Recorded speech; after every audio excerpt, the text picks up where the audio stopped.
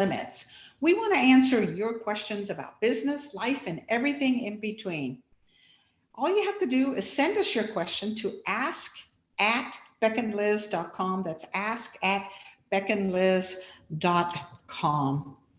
So, Elizabeth, our question today stems from our conversation with Erica Garza from Pizza Hut, one of the Yum brands, where she talked about not judging a book by its cover.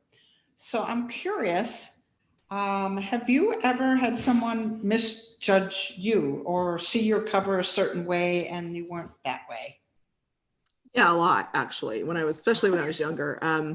I was quiet when I was young. I was a kid who hid behind my mother's skirt. And when I was growing up, we moved at the end of 6th grade, and that's a terrible time to move. Middle school is just not the greatest time for girls.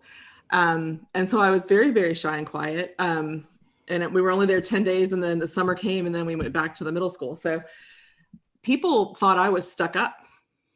They just assumed that because I was so painfully shy that it was hard for me to just walk up to somebody and have a conversation. And by 7th grade, all these kids out in the country had gone to grade school all together for all this time. So they had this group and I was on the outside. And so I, struggled to bring myself out of my little quiet shell. And I got told often that I was a snob. And I was like, no, just afraid to talk to you people. Not really I don't think I'm a snob, but Isn't that funny? I wonder how many other shy or introverted people get that same kind of labeling that you're a snob. I think it happens a lot. I think that it's better than thinking people like maybe they don't want to think she just don't want to talk to me. And even that wasn't it. That would have been another misread. But people think of it internally, how it affects them. They don't think that maybe that person needs a little coaxing, Right. It's not about you. It's about me, right? I'm the one that's shy. I want to talk to you. I want to be your friend, but I'm so scared. 6th and 7th grade is just a very awkward age to begin with. And when you my gosh, especially for a girl. So. Especially for a girl. Yeah. Oh my goodness. And then I didn't make cheerleader. It was just it was a time. What about you?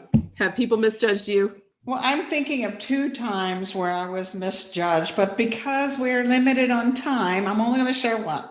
I had 2 also. We may have to do this show again. Yeah.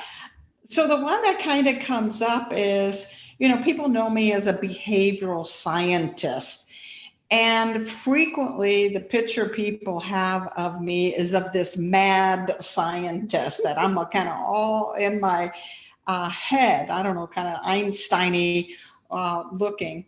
And so when they meet me face to face, especially now that we are using Zoom more, or if I'm doing a presentation or I'm speaking in public somewhere, frequently I will have people come up and say, oh, I was so worried about taking a class from someone who's a behavioral scientist. We thought you were going to be boring and you were going to be dry, but you're funny and you're witty and you're playful and you're silly and you're all of those things. Yeah, they thought I was just going to be this dull, boring kind of individual.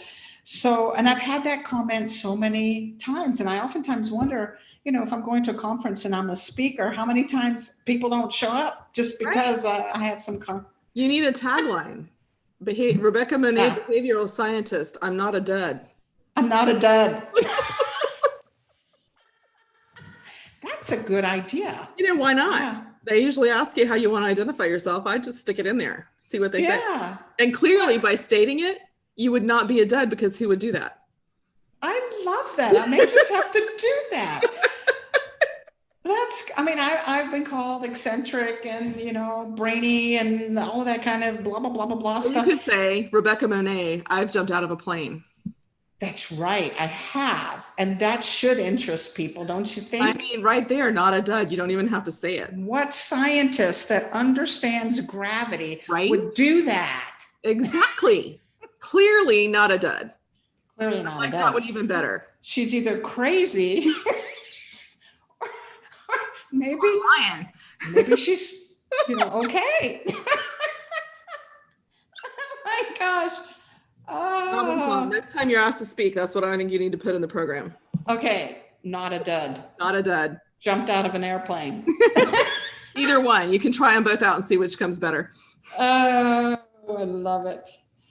Well, okay, we need to wrap this up. I want to thank everyone for joining us today, where passion and purpose collide, profits are made, and relationships are forged. This is Beck and Liz signing off and wishing you another purpose-filled and profitable week.